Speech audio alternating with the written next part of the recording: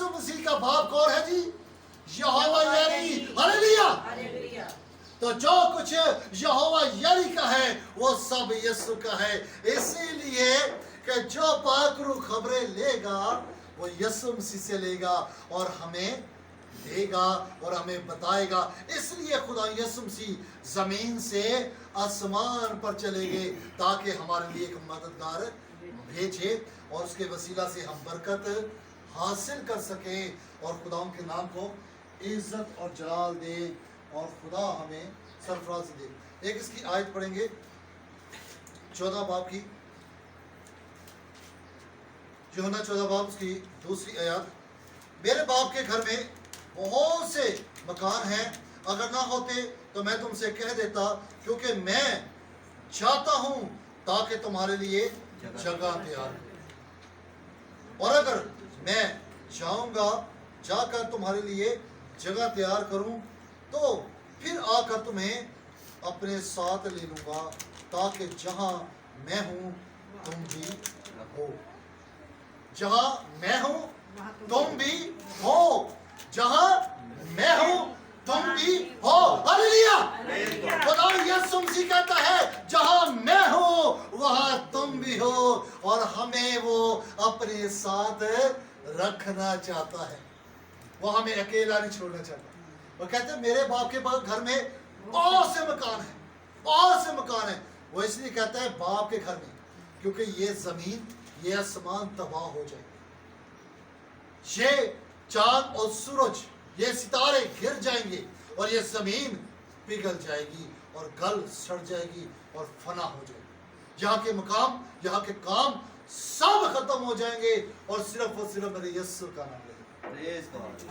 इसलिए खुदा यीशु मसीह ने कहा कि मैं जाता हूं तुम्हारे लिए ताकि जगह तैयार हो, ताकि जहां मैं हूं वहां तुम भी रहो। और खुदा क्या करेगा? नया यरूशलेम, नया सब कुछ बनाएगा, नया आसमान बनाएगा और फिर चांद और सूरज की हमें रोशनी की कोई जरूरत नहीं है, क्योंकि खुदा हमारे बदनों को रोशन कर देगा, हमें जलाली बदन देगा और वो बदन जो होंगे उसमें से नूर निकलेगा और नूर चारों तरफ फैल जाएगा और अंधेरे को कोई जगह ना मिलेगी और खुदा खुद हमारे साथ रहेगा क्योंकि खुदा नूर है। Praise the Lord. और जब खुदा नूर हमारे साथ रहेगा हम रोशन हो जाएंगे तो हमें खुदा अपने साथ रखेगा, क्योंकि जहां मैं हूं वहां तुम भी हो। हमारा खुदा कहता है, बाकी और कोई नहीं कहते कि जहां मैं हूं वहां तुम भी हो, लेकिन हमारा खुदा हमें कहता है। इसी तरह हम एक हवाला पढ़ेंगे, पहला पत्रस उसका 3 बाब।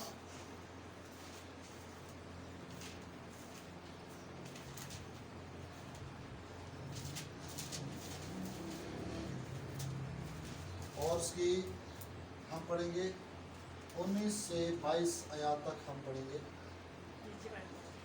ये बड़ा ही खुदा का खूबसूरत कलाम है, क्योंकि खुदा ने अपने सब नामों से ज़्यादा अपने इस कलाम को इज्जत दी। ये कलाम ही खुदा है, क्योंकि ये कलाम में कैसे लिखा है कि इब्तिदा में कलाम था, कलाम खुदा के साथ था और कलाम ही खुदा था।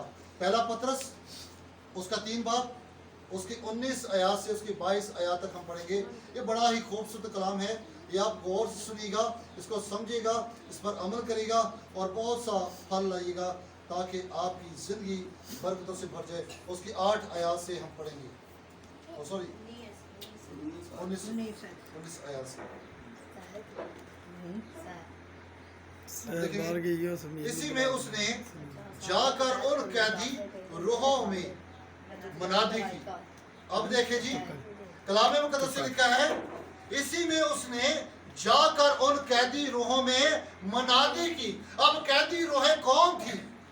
ये बड़ा पॉइंट है। कैदी रूहें कौन थी? कैदी रूहें वो थी जो मसीह के आने से पहले थी।